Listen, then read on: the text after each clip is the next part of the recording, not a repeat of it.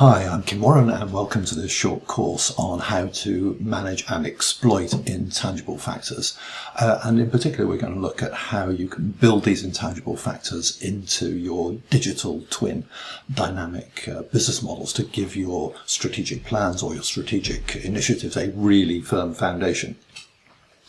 Now, we all know, don't we, that soft factors are really important in our business. That our reputation in the marketplace matters. The motivation and the skills and commitment of our staff is really important to strong performance. And we go to great lengths to measure these things all the time with customer surveys and staff surveys and so on. But the tricky bit comes when we get to think about, well, what exactly are we going to do about these? And that's a bigger question than just, oh, this is the thing we've got to do. We've got to figure out how much of what to do over time and what difference that will make to the way that the business develops and the performance that it delivers. So that question of what to do about intangible factors is both important and complex. So this course should be useful for two main audiences.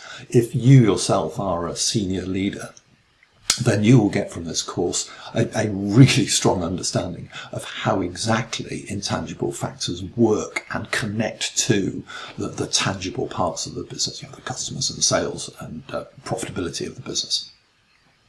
And from that will give you a really confident understanding of what you can do to manage those intangible factors to underpin strong performance going forward.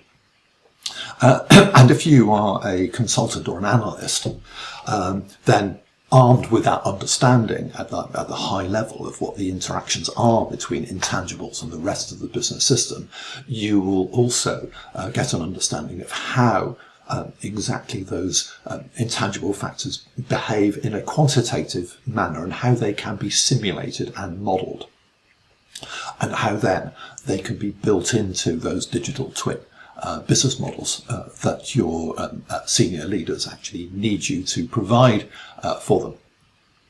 So what are we going to cover in this course? Well, first of all, I'm going to talk about how intangible factors relate to the wider business system, the engine that's driving performance. So these intangibles work through the tangible business system, the customers, the capacity and staff and the profitability that we generate. And I'll spend some time on that because it's very important to have a strong foundation for what we then go on to review in terms of the intangibles themselves. Now, when you say intangible factors or soft factors, to most people, they will immediately think about the items I mentioned just now. For example, our reputation in the marketplace or the commitment and motivation of our staff. And that indeed is an important first category of intangible factors that we need to grapple with. But there are two other categories, and the second of these is concerned with information-based intangibles. Now, that might be simple data about our customers, data about our staff, maybe data about our marketplace or our competitors, but there are some slightly more complex and sophisticated information categories that we also need to think about. One concerns the procedures and processes that we follow to get things done.